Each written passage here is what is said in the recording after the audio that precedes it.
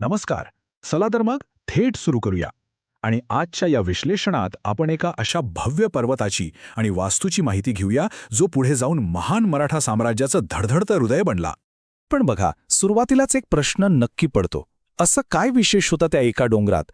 म्हणजे एक साधा पर्वत एखाद्या विशाल साम्राज्याचं केंद्र कसं काय बनू शकतो? एखादं भौगोलिक स्थान स्वतःचं सार्वभौम राज्य स्थापन करण्याचं म्हणजेच स्वराज्याचं अंतिम स्वप्न कसं साकार करू शकतं? ऐकायला थोडं रहस्यमय वाटतं ना? तर यामागचं नेमकं कारण आज आपण उलगडणार आहोत. याचं उत्तर दडलंय या एका संख्येत 2700. होय, ही या गडाची फुटांमध्ये असलेली अफाट उंची आहे. म्हणजे साधारण 820 मीटर. आता नुसती कल्पना करा, सह्याद्रीच्या पर्वतरांगेत 3 बाजूंनी सरळसोट आणि खोल कडेकपारी असलेला हा अवाढव्य डोंगर. याच प्रचंड आकारामुळे आणि नैसर्गिक रचनेमुळे या गडाला एक परिपूर्ण आणि अभेद्य अशी सुरक्षा मिळाली होती. कोणीही सहजासहजी इथे पोहोचूच शकत नव्हतं. तर आज आपण या गडाचं अगदी पद्धतशीरपणे विश्लेषण करणार आहोत. आपण पाहणार आहोत एक धोरणात्मक उत्कृष्ट कृती, ऐतिहासिक राज्याभिषेक, इथली प्रगत वास्तुकला, संरक्षण आणि पाणीपुरवठ्याची यंत्रणा आणि शेवटी गडाचं पतन आणि त्याचा चिरंतन वारसा. सुरुवात करूया आपल्या पहिल्या भागापासून. एक धोरणात्मक उत्कृष्ट कृती. आता गडाच्या वास्तुकलेकडे वळण्याआधी याचा ऐतिहासिक प्रवास थोडक्यात समजून घेऊया. 1656 मध्ये छत्रपती शिवाजी महाराजांनी हा गड जिंकला, ज्याचं जुनं नाव रायरी असं होतं. 1672 मध्ये स्वराज्याची राजधानी राजगडावरून इथे आणली गेली. मग आला 1674चा ऐतिहासिक राज्याभिषेक. पुढे 1689 मध्ये औरंगजेबाने हा गड जिंकला आणि शेवटी 1818 मध्ये ब्रिटिशांनी याची प्रचंड नासधूस केली. हा संपूर्ण कालक्रम आपण डोळ्यासमोर ठेवला की पुढचा धोरणात्मक चमत्कार समजायला खूप सोपं जाईल. पण एवढे किल्ले असताना महाराजांनी राजधानीसाठी याच जागेची निवड का केली असावी? यामागची कारणं अगदी स्पष्ट आहेत. एकतर हा गड समुद्राच्या जवळ असल्यामुळे किनारी व्यापारी मार्गांवर इथून सहज नियंत्रण ठेवता येत होतं. दुसरं म्हणजे याच्या प्रचंड उंचीमुळे आजूबाजूच्या शत्रूंच्या हालचालींवर अगदी दूरवर नजर ठेवणं शक्य होतं. आणि सर्वात महत्त्वाचं म्हणजे हा एक गिरिदुर्ग आहे, निसर्गानेच दिलेली एक अभेद्य तटबंदी. या एका शिखराने मराठा साम्राज्याला खऱ्या अर्थाने एक भक्कम सुरक्षा कवच दिलं. आता वळूयात दुसऱ्या भागाकडे, ऐतिहासिक राज्याभिषेक. 6 जून 1674 ही ती ऐतिहासिक तारीख आहे जिने भारताचा इतिहास कायमचा बदलून टाकला. एका सार्वभौम आणि अधिकृत मराठा राज्याची ही खऱ्या अर्थाने पहाट होती. याच क्षणी स्वराज्याचं स्वप्न शिखरावर पोहोचलं आणि एका डोंगराचं रूपांतर एका वैभवशाली राजधानीत झालं. याच सुवर्णक्षणी शिवाजी महाराजांनी छत्रपती ही पदवी धारण केली. छत्रपती म्हणजे काय?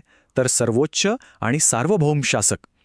रायगडावर झालेला हा सोहळा केवळ एक राज्याभिषेक नव्हता, तर रयतेला आपला स्वतःचा हक्काचा राजा मिळाल्याची ती एक मोठी ऐतिहासिक पावती होती. आणि इथूनच आपण येतो आपल्या तिसऱ्या भागाकडे, इथली प्रगत वास्तुकला आणि उत्कृष्ट नगररचना. आता हे लक्षात घेणं खूप महत्त्वाचं आहे की रायगड ही केवळ एक लष्करी छावणी नव्हती, तर ते एक जिवंत आणि गजबजलेलं शहर होतं. इथली प्रशासकीय रचना बघा. महादरवाजा, जो इतका उत्तुंग आणि भक्कम होता की शत्रूला तिथून थेट प्रवेश करणं अक्षरशः अशक्य होतं. त्यानंतर राजवाडा, जो लाकडी बांधकामाचा उत्कृष्ट नमुना आणि राजकीय निर्णयांचं मुख्य केंद्र होता. आणि अर्थातच मेघडंबरी, जिथे महाराजांचं सुवर्णसिंहासन विराजमान होतं. इथूनच संपूर्ण राज्याचा कारभार चालवला जायचा. हे सगळं एका अत्यंत प्रगत राजधानीचं प्रतीक आहे. आता ही संख्या ऐकून तुम्ही थक्क व्हाल. 600, होय 600 मीटर लांब अशी रायगडावरची मुख्य बाजारपेठ. विचार करा, डोंगर माथ्यावर इतकी विस्तीर्ण आणि लांब बाजारपेठ असणं ही किती अचंबित करणारी गोष्ट आहे. रस्त्याच्या दोन्ही बाजूंना ओळीने असलेल्या या दुकानांची रचना पाहिली की त्या काळच्या प्रगत नगररचनेची आणि बांधकामातल्या अप्रतिम दूरदृष्टीची आपल्याला सहज कल्पना येते.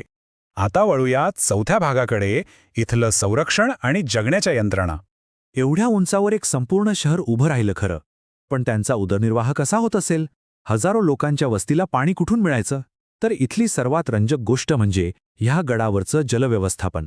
गंगासागर तलाव हा इथला पाण्याचा मुख्य स्रोत होता. याशिवाय पावसाचं पाणी साठवण्यासाठी खडकात कोरलेली अनेक टाकी तिथे होती. म्हणजे पहा, त्या काळातलं रेन वॉटर हार्वेस्टिंग. याच प्रचंड दूरदृष्टीमुळे डोंगर माथ्यावरही एवढ्या मोठ्या लोकसंख्येला वर्षभर हमखास पाणी उपलब्ध होत असे. आणि सुरक्षेच्या बाबतीत बोलायचं तर हा किल्ला अक्षरशः अभेद्य होता. गडाच्या चारही बाजूंना असलेले सरळ सोटकडे, अत्यंत भक्कम बुरुज आणि गडावर पोहोचण्यासाठी असलेले अत्यंत कठीण आणि मर्यादित मार्ग, या सगळ्यामुळे हा गड कोणत्याही शत्रूसाठी प्रवेश करण्यापलीकडचा आणि अजिंक्य असाच होता.